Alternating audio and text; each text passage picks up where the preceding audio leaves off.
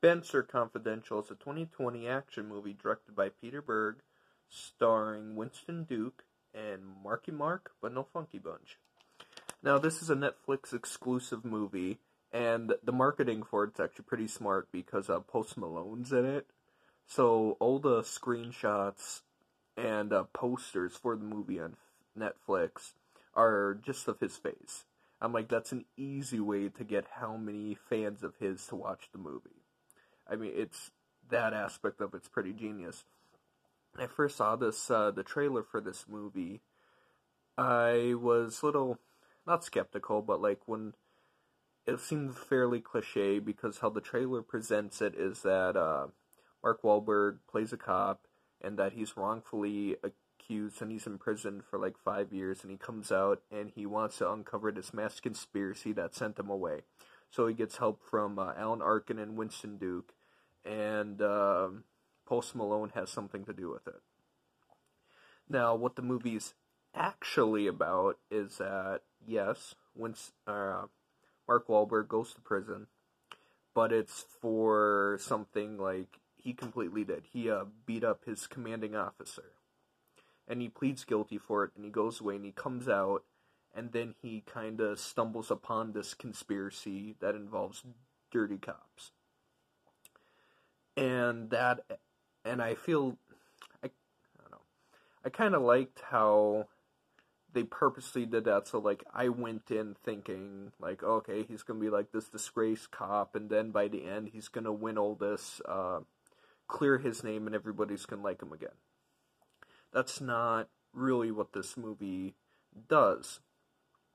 And he takes pride in what he did in the movie. He's like, no, dude was an asshole. I fucked him up, so what? And so the structure of the movie is, like I said, he gets out of prison and then he's trying to solve this case. And Winston Duke plays his roommate because they're both staying at Alan Arkin's house. And he's awesome in this movie. So ever since Black Panther, because Winston Duke played M'Baka in Black Panther, I'm like, okay, he's an actor I want to like keep an eye on because he delivered such a good performance, like a one-note performance in Black Panther, but a really good one. So, and seeing him in like Us, he's awesome in Us, and this he really gets to shine. And Winston Duke's a big guy; he's like 6'5" or something around that. So they definitely play with his size. He plays an up-and-coming boxer in the movie, and Mark Wahlberg's training him. And so the action scenes in this movie, because from the trailer, like I said, they didn't really show a whole lot, and I was kind of worried, is it not going to be very exciting? Is it just kind of going to be like one note, normal, like camera just follows with them, or like how's it going to happen? But I was genuinely surprised in the twist of each. Kind of like the fight scenes are like a punchline to a joke. Like, they'll establish or set up something, and then they'll slowly build to it until it finally comes to a conclusion.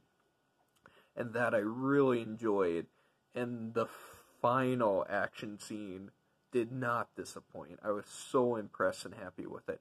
Now, I love big blockbuster action movies. Like a good example, kind of a contrast to each other.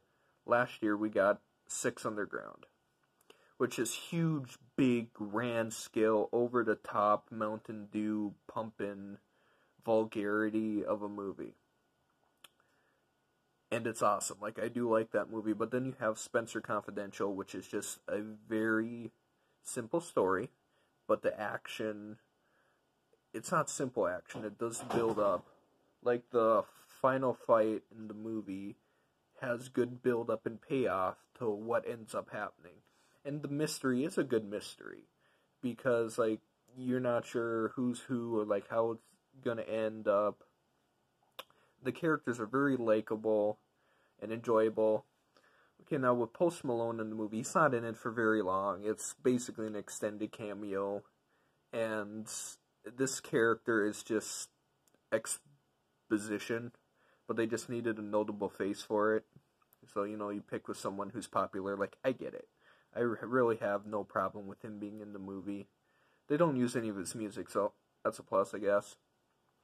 And at the end, they set it up for a possible sequel, which I'm all on board for. If Peter Berg wants to like make Spencer Confidential movies on Netflix, just make it like a running series, I'd be happy for it. Give it a solid 4 out of 5. Go check it out.